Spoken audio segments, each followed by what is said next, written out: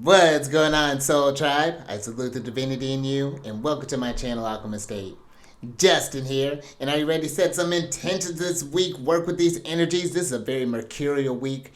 This is a week of really, because Mercury's in a tricky position being in Pisces, but this is one where if we call on our imagination, our creative thinking, our intuition, I really think that a lot can come from this. There could be really seeing things in a different type of way here. And we'll get into all that here in a moment.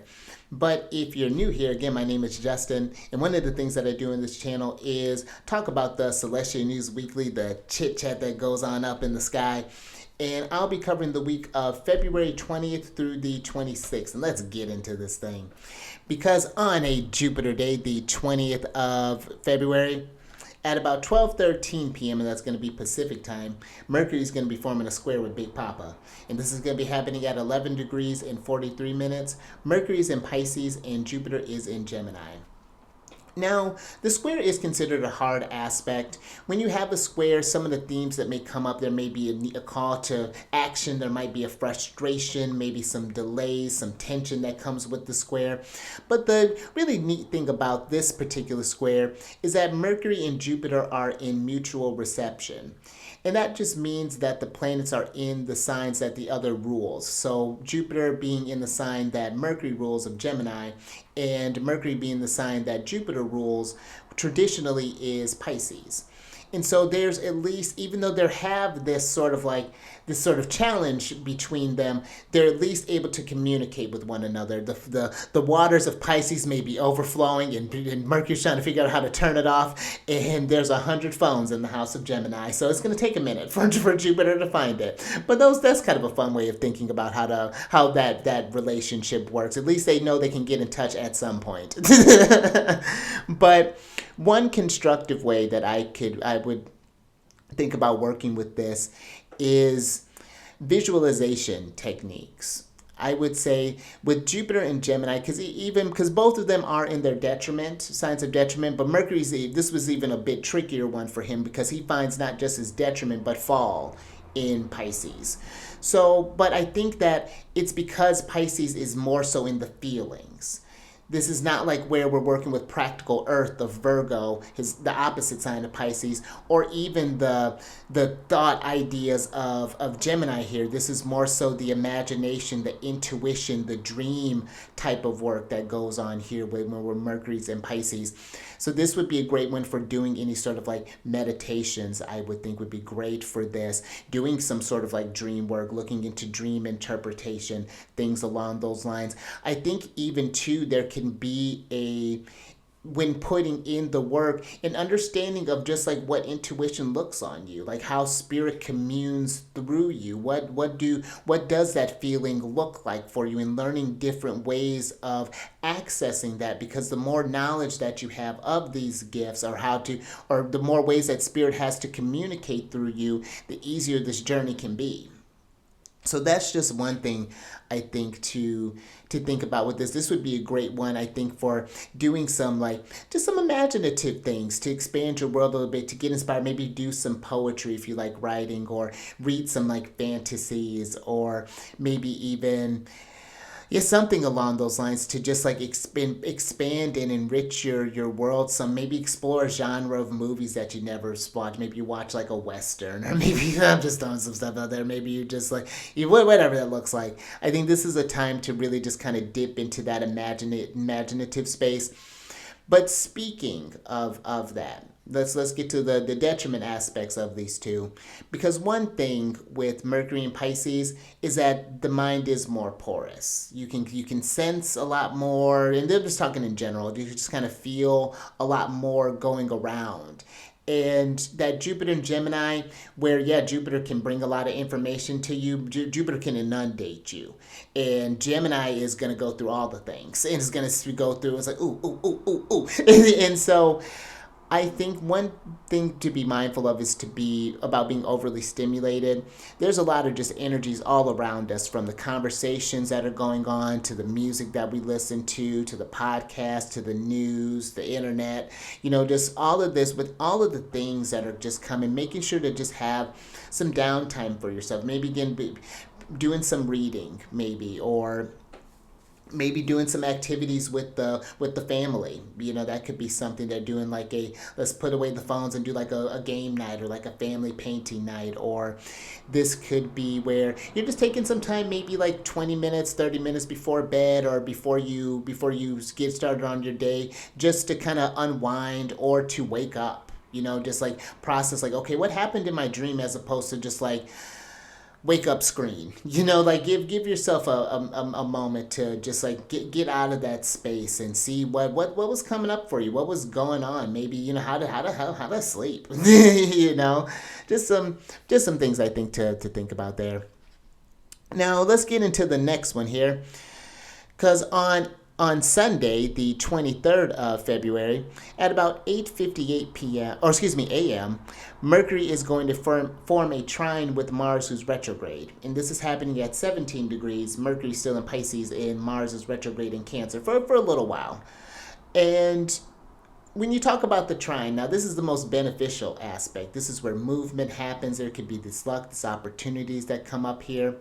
And one way that I could think coming up with this, speaking about the visualization and things, the intuition, just like understanding and moving in a different type of way, learning to trust yourself more when if something feels right, or something you're feeling moved some way. You understand the signs a lot differently. Pay attention to, especially just going back to that previous Mercury square Jupiter, pay attention to any sort of synchronicities. Maybe you were thinking about going on a trip, and then someone happens to talk to you about, hey, I've been thinking about going to this thing, but I don't want to go alone. Like, how do you blah, blah, blah, blah, blah. Would you be interested? Like, pay attention to those doors, or maybe different signs, like, hey, pick up a penny, and then someone's going to give you $5. Just who knows. But yeah, just pay attention to the signs, because that's one thing I could see this trine coming up for you, just like really allowing yourself to just kind of slow down and feel what's going on here. But also too, Mars is getting ready to go, like a little bit later, Mars is going to be going direct. And I think that there can be an opportunity to take one, if this was a tougher transit for you, because listen, I hear you. I have Leo rising, so Mars was going through my 12th house, and I work with whole sign housing. So yeah, it's been insightful, and I have a day chart. It's been very insightful. But if it's one that was an experience, maybe this can be an opportunity to understand the experience. Now, like this is like, oh, this is what this situation was trying to teach me. To have more, where I'm not reactive in this portion of my chart, where I have a healthier way of expressing my emotions through this sort of way. That's what I think, one way that this trine can come up here. And I think that this too gives us an opportunity, considering that Mars is going direct the same day, to just again reflect on how you've been gone through this thing. Look at it with a compassionate eye, from your view and from other people's view as well. I think that's something to consider there. But how are you going to be how are you going to be moving going forward? Because ultimately, I think that Mars, just when he's feeling reactive in Cancer, because this is a sign where Mars finds its fall, I think it's because it's feeling suppressed in some type of way. It's not able to express itself. It's feeling powerless, maybe feeling some sort of fear. So just paying attention to those types of things. But let's talk about Mars going direct, because that's going to happen at 6 p.m. and Mars is going to station direct at 17 degrees of Cancer. So in one thing, Mars is going to be at 17 degrees of Cancer till about the 9th or so of March. So, and I'm going to talk about this Sabian symbol for that too, because when a planet goes direct and when it's going retrograde, it spends a lot of time at those degrees. So they're really hot spots to kind of pay attention to there. But yeah, this Mars now, I think when Mars is retrograde, it's not really that he goes fast, or not that he slows down in Cancer. I think Mars is just more kind of irascible, just like more prone to just be reactive in a sign than he does like slow down. If anything, the direct is when he's starting to slow down and get back on his pace again.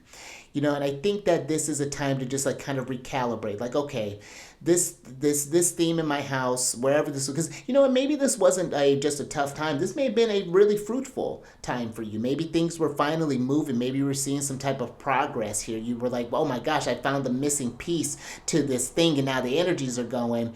This could be, it's like, okay, now how do I sustain this movement? How do I get, how do I keep this thing going? How do I keep nurturing this thing, Cancer?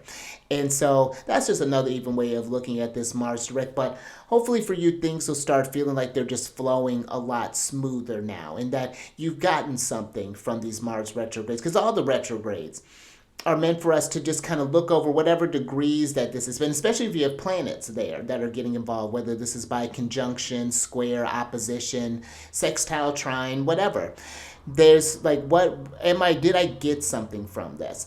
I'll give you an example. I just had Saturn's just forming the third final trine with what he did with my sun and my south node. I had a lot from Saturn. And when you have those three, you get when you get multiple chances, when you got planets like that, those are ones to really pay attention to. But one thing that I wanted to talk about again was the Sabian symbol for this one. And this one is phase 109 of Cancer. And this talks about a hen scratching the ground to find nourishment for her progeny. And the keynote for this is the practical concern with everyday nourishment necessary to sustain one's outreaching activities. And one thing that really comes up for me when I think about this Sabian symbol is that the idea of thriving, not just surviving. Because Mars can be our survival instincts, and I think when Mars feels threatened, it'll sacrifice its needs and maybe even suppress its emotions to get through the grind, but those things will keep building and building and building until that pot boils over, and then there's a whole mess that you got to clean up. And I think that this hen scratching at the ground, like, yeah, she has things that she has to take care of, but it's not just those obligations. Another obligation is self-care. Making sure that you are staying emotionally regulated, especially with all this water energy that's going on. How is with that air energy with Jupiter? How am I Venus being a fire sign? Am I expressing my will?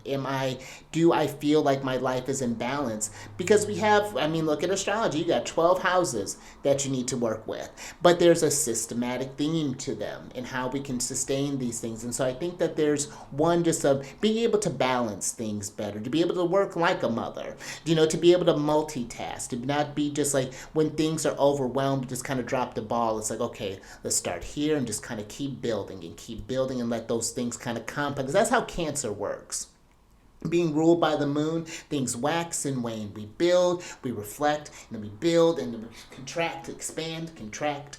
And so I think this is just making sure that you're having enough time for all of your responsibilities, all of your things, and not to feel overwhelmed by them, but to let them be, just a natural part of your flow, so that it doesn't feel like life is just like happening to you. You know what I mean? You're happening to life. And I think that can be a great feeling for Mars to be in Cancer, and for Mars to feel more alive and more inspired and more open to the possibilities that this life has to offer here, that it's not just about the grind and things like that.